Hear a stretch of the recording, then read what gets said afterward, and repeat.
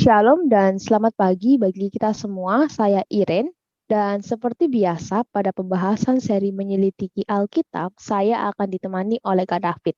Halo Kak David, Halo Iren, shalom semua. beberapa hari lalu kita telah membahas model-model apa saja yang kita butuhkan dalam mempelajari firman Tuhan. Sekarang kita masuk pada bagian penghalang-penghalang kita dalam mempelajari dan juga mengerti firman Tuhan. Sebelum memulai pembahasan kita, marilah kita berdoa terlebih dahulu. Saya yang akan memimpin doa. Mari kita berdoa.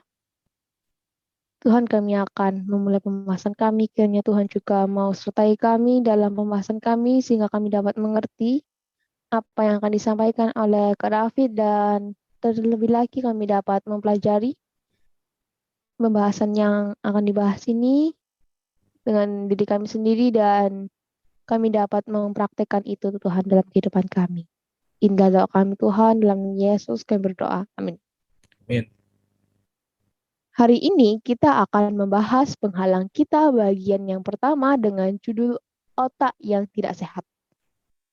Jadi Kak, apa yang membuat kita tidak bisa memahami firman Tuhan? Oke, ya seperti judul kita ya, yang kita sudah baca tadi, maka salah satu penghalang kita dalam mempelajari firman adalah otak yang tidak sehat. Kenapa otak yang tidak sehat ini menjadi penghalang kita di dalam mempelajari firman Tuhan? Mari kita baca kutipan kita yang terdapat di dalam buku God's Amazing Grace, halaman 351, paragraf yang kelima. Di sana dituliskan, sebab mustahil bagi seorang laki-laki dan perempuan dengan kebiasaan dosa yang merusak kesehatan otak untuk melihat kebenaran yang suci. Kutipan ini dengan tegas sudah mengatakan kepada kita bahwa ketika kita memiliki kebiasaan merusak otak, maka mustahil bagi kita untuk melihat, untuk memahami kebenaran firman Tuhan. Gitu, Ren. Oke Kak, tapi apa yang membuat otak kita itu rusak sehingga kita tidak dapat memahami kebenaran atau firman Tuhan itu? Ya, tentunya Iren, banyak hal yang dapat merusak otak kita. Tentu saja banyak hal. Namun, salah satu contoh yang kita mau bahas adalah makanan dan minuman yang tidak sehat. Makanan dan minuman yang tidak sehat ini dapat merusak otak kita. Ya. Mari kita baca kutipan kita di dalam buku Counsels on Diet and Foods, halaman 132, paragraf yang kelima. Dikatakan, beberapa tidak mengontrol selera lidah mereka, namun memanjakan lidah dengan mengorbankan kesehatan. Sebagai hasilnya, otak menjadi kabur dan pikiran mereka menjadi lambat. Nah, jadi Ren, ketika kita tidak mengontrol lidah kita dan kita memakan makanan atau minum minuman yang tidak sehat bagi otak kita, maka otak kita bisa menjadi kabur dan pikiran kita bisa jadi lambat. Artinya, di dalam memahami firman Tuhan, ya kita tidak bisa maksimal karena otak kita menjadi kabur, pikiran kita pun menjadi lambat. Kita akan kesulitan di dalam memahami firman Tuhan. Jadi, contoh-contoh makanan itu, Iren, yang tidak menyehatkan dan juga contoh minuman yang tidak menyehatkan, Iren bisa lihat nih di meja yang ada di gambar di slide kita. Ya, di situ coba Iren. Iren, pernahkah suka sama makanan-makanan yang ada di slide ini? Ya, pernah, cuman tidak spesifik yang kayak begini. Oh iya, yang mana dong? Makanan yang tidak sehat yang Iren dulu, ataupun mungkin sekarang masih konsumsi Ya, pizza tentunya. pizza ya. Ya, pizza itu Kalau burger udah enggak. ya puji Tuhan. Ya, ya pizza itu nggak sehat ya, karena itu fast food. Itu makanan cepat saji. Terus ada, kita lihat di sini airnya, ada soda juga tuh. Soda itu tidak baik bagi ginjal dan otak kita, sangat-sangat merusak. Ya, ada makanan ringan tuh, ciki-ciki gitu, itu juga nggak baik untuk kesehatan otak kita, Iren. Gitu.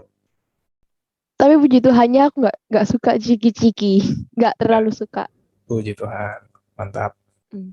Ya, Nah, kalau makanan-makanan yang dessert itu nggak sehat atau tidak sehat, manakah makanan-makanan yang sehat, yang menyehatkan bagi otak kita? ya, kita bisa baca resep Tuhan bagi kita di dalam Kejadian pasal 1 ayat yang ke-29 dikatakan, "Berfirmanlah Allah, lihatlah, aku memberikan kepadamu segala tumbuh-tumbuhan yang berbiji di seluruh bumi dan segala pohon-pohonan yang buahnya berbiji. Itulah akan menjadi makananmu." Jadi Tuhan mau kita untuk makan makanan yang sehat seperti buah-buahan dan juga kacang-kacangan. Nah, ini adalah makanan-makanan yang penuh dengan mineral, penuh dengan vitamin, dan nutrisi seperti ini sangat diperlukan oleh otak kita supaya tetap berfungsi dengan baik dan tetap terjaga sehat. Gitu, Ren.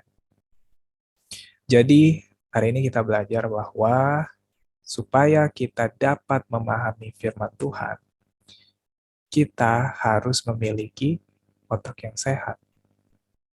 Karena melalui otak yang sehat, Roh Kudus dapat membantu kita di dalam memahami firman Tuhan.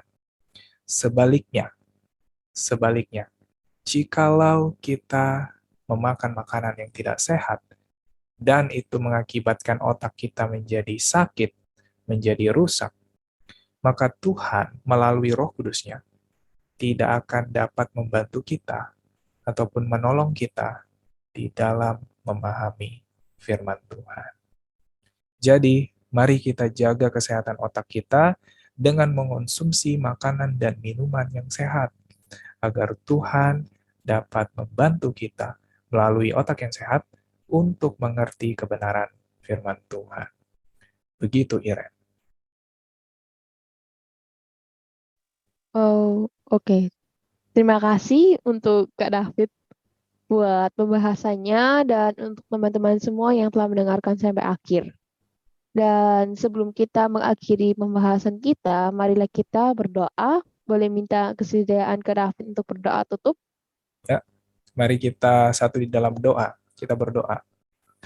Bapa yang baik yang bertahta dalam kerajaan surga, terima kasih buat Yesus Kristus, anak-Mu yang tunggal, yang sudah Engkau berikan kepada kami sebagai pengharapan akan keselamatan bagi kami.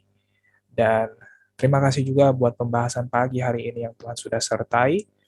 Biarlah ya Bapa, Engkau mau membantu kami, sebab hari ini kami belajar bahwa untuk dapat memahami firman Tuhan, kami perlu otak yang sehat.